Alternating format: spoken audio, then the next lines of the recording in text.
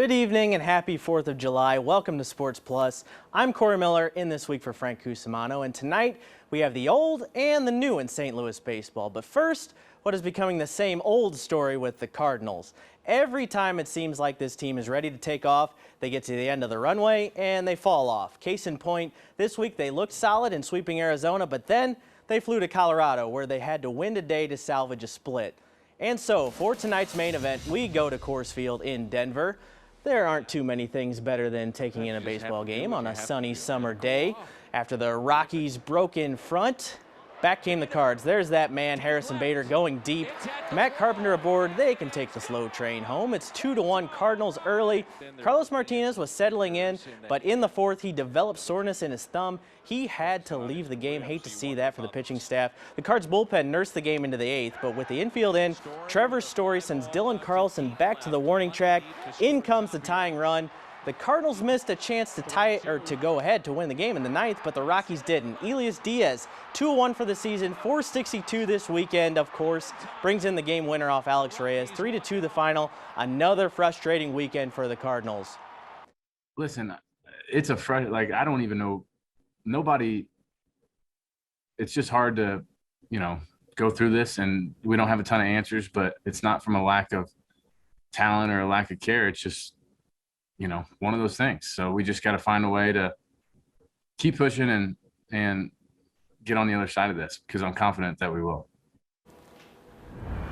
Alex Reyes did get some good news after today's game, though. He's a first-time All-Star, from top prospect to injured question mark, and now to the All-Star game with teammate Nolan Arenado. Congrats to Alex. And another All-Star selection made some history today. Shohei Ohtani became the first player ever selected as an All-Star as a pitcher and as a batter. He is truly a video game character come to life.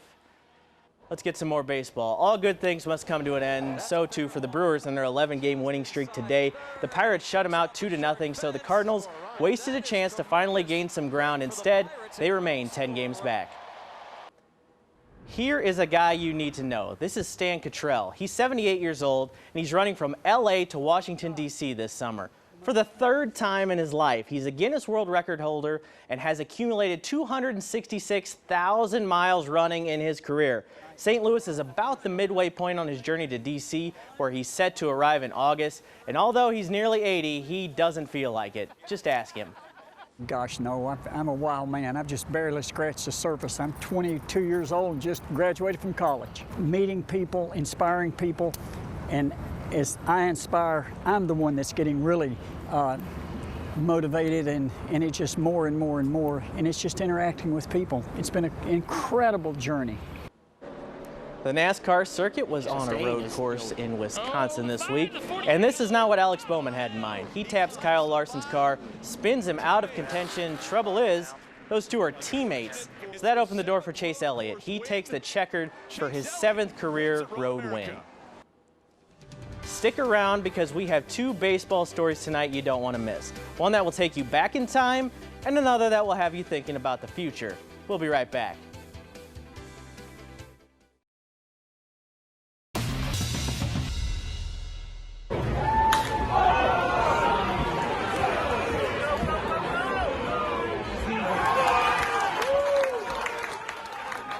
From his very first professional at-bat, where he hit a home run in Palm Beach, Jordan Walker has looked special. He's still just 19, so he's a while away from showing up in St. Louis. But right now, the 2020 first-round pick is as hot as a prospect can come. He's so hot, the Cardinals already had to move him up to Peoria.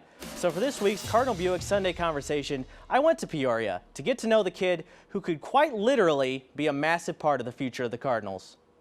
First thing that strikes people about you is you already know where I'm going here. No. You're 19 years old and your size.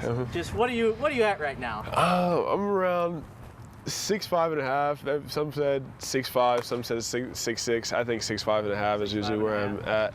I weigh in about like 235, 240. Okay. Around there, yeah, every day. You always been that big, or did you have like a growth spurt? A growth spurt. My friends used to always get on me because my little sister used to be taller than me. And they were always getting on me, like calling me shorty and stuff like that. But I had a growth spurt, I think, around 9th, 10th grade, and I just grew. Let's go back to growing up a bit in Georgia. Right. Just how much did you love baseball? Did you always want to be a professional? When I was 3, actually, I think I was a little young, but my granddad cut a few strings. I played for his team, and ever since then, I just loved baseball. I slept with my glove, I slept with my bat. Everything was just, I think it was just right. And ever since growing up, I just, the baseball field was just a place I could relax my mind and just get away from school and anything else, any other problems I had. The baseball field is where it's at. How often do you think about it now? Even that you're getting closer and closer, and you just got called up within not even halfway through your first year? I've always loved playing tough competition, whether it's hard throwers or people who throw to spots. It's just been my thing. I always thought that playing high school wasn't the best competition, but I always just thought playing kids who didn't throw very hard and didn't throw accurately, that didn't really do anything for me, and I'm always looking to get better. I was going to get to this a little later, but you just talked about facing top competition. Right. You faced the best pitcher in baseball when you were yeah. What was that like? It was quick. It was a quick at-bat, I'm going to say, but that was pretty cool. That's when it really clicked for me, like, oh, the difference is they can throw any pitch they want, 4 strikes at any time, and I need to be able to adjust to hit it. So actually, that whole series we faced Noah Syndergaard, we faced Seth Lugo, and of course DeGrom. But it really got me wondering and thinking, like, this is what I need to do to get to the MLB, and that is my goal, to get to the MLB. What was your reaction when you heard it was going to be the Cardinals when you got drafted? What did you know about them? You heard this organization's taking me. What was your first thoughts? Well, the first thought about them was they win, like, they're winners. So in the history, they've won plenty of times, like, in plenty of big situations. So that's what I like. I like winning, honestly. So I've liked winning ever since I've grown up, and this is a perfect organization to be in if you want to be a winner, if you want to produce as a player. Crazy to think about because he's a young guy as well, but you're just 19. Nolan Arenado is probably a guy you grew up watching. Right. Most definitely. Yeah. Most definitely. What do you take from his game? Defense and hitting. That's really what I'm really working on my defense right now.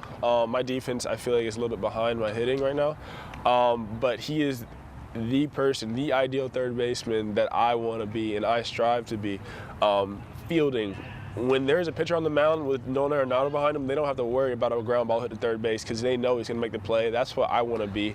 So he's just an idol, man. That's pretty much all I can say. So you've been able to work with Jose Oquendo a lot. I think he's here right now. Right now. Yeah. You worked with him over the summer at the alternate site. Right. Just what kind of experience was that? And you said you wanted to work on your defense. That seems like the perfect Mind-blowing. He recreated my whole. I thought I was good at defense before, but he showed me plenty other ways to be more consistent.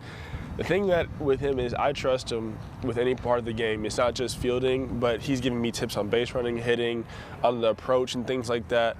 But mainly fielding though, and he's shown me, how to position my feet, not just mechanics of fielding either. He's shown me different situations I should be thinking about, where I should be on the cutoff, if it's hit to left field, knowing the outfielder's arms and things like that. So just the whole aspect of the game, it's so cool to see how much knowledge he can share with you, and I'm pretty excited to see what else he has in store for me. Enormously exciting. I mean, like, you think of like players at that age that have put up those kind of numbers since I've been here. You probably would say Albert Pujols, and the other one would be Oscar Taveras. And, that's pretty high company or high cotton when you think about, like, what that means. And that's the top guy in the organization. Yes, comparing sir. you to a future Hall of Famer, Yes, one of the 5 best players ever, and like the greatest prospect this organization's ever had. What's that like? I mean, it's pretty cool, honestly, to hear that come from him. But honestly, I try not to worry too much about that stuff being compared to other people or anything. I'm trying to focus on and be my own player, but who can't say that was pretty cool? Yeah, that was pretty cool, most definitely, and I'm glad to hear those words. Have you visualized, you're only 19, there's possibly a long way to go, but have you visualized what stepping into the box at Busch Stadium might be like? Plenty of times before I go to sleep. Just, a dream is a dream, so I can dream. I've actually had a couple of dreams about it sometimes, hitting a home run there in a big league game. But, like, who hasn't, What kid hasn't? But plenty of times visualized it, the feel, facing some of the big arms and stuff like that. So I'm pretty excited to, try to get there. Finally, last thing, What do you want Cardinals fans to know about the kind of player, the kind of man you are? What kind of guy are you that you want people to know? I think the one thing that I would say is laid back. I'm gonna work hard, try to get what I want, and I'm gonna control what I can control. I'm pretty laid back. It's not anything to worry over. If I'm putting in the work, then hopefully the results will show. So honestly, that's about it. That's my whole mentality. It's just trying to get to the next level every time.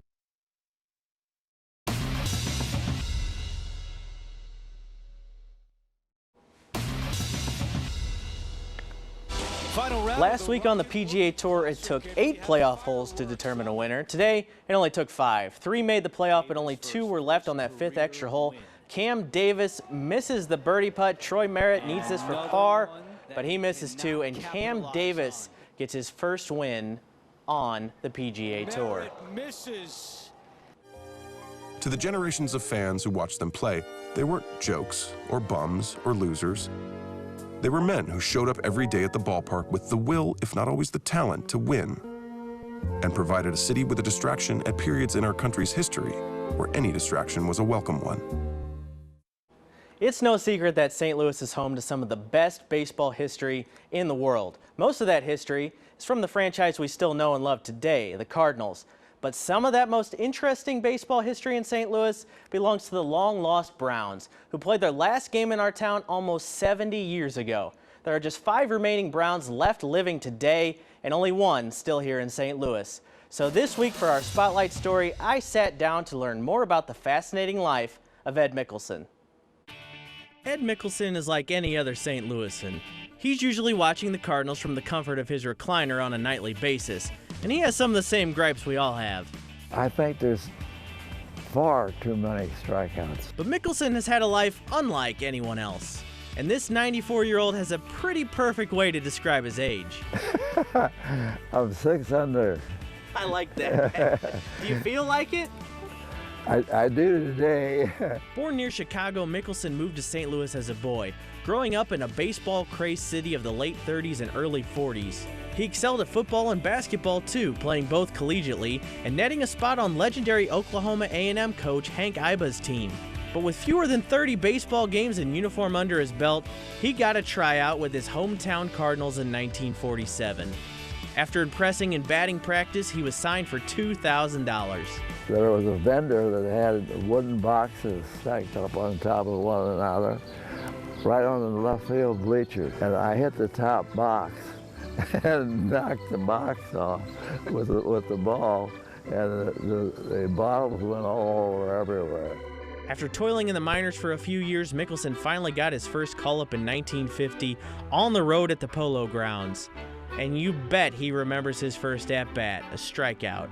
I remember that the umpire screwed me. A few games later, Mickelson got his first start, replacing a Hall of Famer and facing a Hall of Famer. And, well, I'll let him tell it. Hey, kid, he says, you're playing today. Musial's got 103-degree fever, and he's out for the day, and you're in there. He says, oh, by the way, Warren Spahn is pitching. He pitches a 2-hitter, and I get one of the base hits off him. Mickelson spent most of his time in baseball in the minors, 11 years total, racking up some eye-popping statistics. He spent just 93 days in the majors. He met stars Elizabeth Taylor and James Dean in California, played against legends like Mickey Mantle, and with legends like the one and only Satchel Paige. He was the greatest pitcher that ever lived, as far as I'm concerned. Mickelson's biggest claim to fame came in 1953 as a member of the other hometown team, the Browns, who were playing the role of sometimes lovable losers. So it was first in booze, first in shoes, and last in the American League. Ed drove in the final run for the Browns on September 27, 1953 here at Sportsman's Park before they moved to Baltimore. Now, he's just one of 5 Browns left alive and the only one still living in St. Louis. I feel like I'm representing some great, great, great guys. They were also some pretty damn good ball players. But it was at the end and after his playing days that Mickelson started his toughest battle against depression. I remember taking a rope down the basement and We had iron girders. I was going to put that up there to hang myself. I said, that would hurt. No, I don't think I'll do that. I don't think I'll kick the chair out from underneath me. The last 35 years, I'm happier than I've ever been. So you can get over it. It's not that you can't dig yourself out of the big hole that you're in, but you can't do it by yourself. Mickelson sought treatment and then went on to become a longtime counselor and coach at University City and Parkway Central High School. I loved counseling because I learned that listening, all people want what they want to be listened to. That's all you gotta do. And now, all this time later, he's still here, still in St. Louis, still carrying on the legacy of the Browns, and still sharing his incredible life story. What's important about these stories, it's history, it's memories. You know, Ed and I will go to retirement homes. And, you know, for so many people that are right now in their 70s, 80s, and 90s, they lived through the Depression, they lived through World War II. And the one thing they had was baseball. Baseball was what was their entertainment. It is some of their best memories. And just like the Browns themselves, the memories and lessons from Ed's incredible life will endure. If you keep putting one foot in front of the other and keep thinking, well, tomorrow's another day, that helps a lot. One day at a time.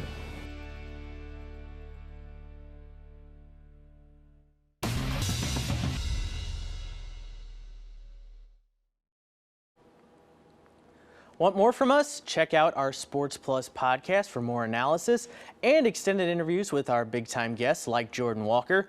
Download and subscribe wherever you get your podcasts. New episodes are released on Tuesdays. Today, I consider myself the luckiest man on the face of the earth. Of the memorable July 4th sports moments, perhaps Lou Gehrig's famous speech stands out the most. Here in St. Louis, Albert Pujols homering off Kerry Wood after being knocked down on the previous pitch is one that stands out. The pitch. Swing and hello, 4th of July. Take a ride on that knockdown pitch, big boy. Kerry Wood knocked him down, and now Albert looks at him as he goes around first. He gives him a glare. Say, take a little whiff of that, big boy. Give it to him, big boy. Give it to him. Oh man, what a great call from Mike Shannon there. We finish up tonight with the More for Less remodeling, Frankly Speaking. And a word about St. Louis, my hometown. Specifically how St. Louis loves its own. Pat Maroon could win his 3rd Stanley Cup in a row tomorrow night, and people here will rejoice as if he won it here. Our area is sending a dozen or so athletes to the Olympics later this month, and we'll rejoice in them too. Every single member of our sports department is a born and raised St. Louisan, and it shows in the care that's taken with every piece of content we create, because it's our town. I like to say that St. Louis is the biggest small town in the country, and that, more than Provel, what high school you came from, or how much you love toasted ravs, is what makes this place truly special. That'll do it for our show tonight. For senior producer Andy Moeller, I'm Corey Miller. Have a great night, St. Louis.